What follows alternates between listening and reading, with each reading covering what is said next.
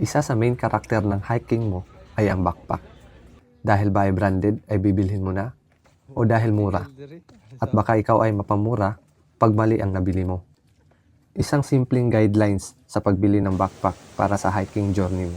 Kung day hike ka lang, sapat na 6 to 10 liters. Kung overnight naman, ay pwede kang mag 20 to 30 liters. Kung organizer kasama mo. Pero pag self-contained ka, 35 to 40 liters ay pwede na. Pag multi-days naman, o joiners ka, ay kahit 35 to 40 liters, sapat na. Pero pag self-contained ka, 45 to 50 liters, goods na. Ito ay depende sa gamit na dala mo. Mas lightweight, compact, mas maraming madala. Hindi ka pwedeng magdala ng 60 liters sa day hike kung hindi ikaw ang porter nila. Dapat nakapit sa torso mo para hindi masakit sa likod. Subukan mo munang suotin bago bilhin.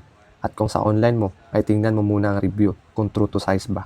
Multiple compartment ba ang hanap mo para organize ang gamit? Water resistant at may rain cover, protection sa ulan.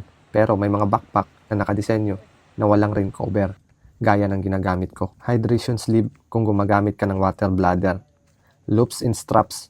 Kung bulky ang tent mo, pwede mong ilagay sa labas. Piliin mo yung matibay pero magaan. Common materials ng bag ay ripstop nylon at polyester.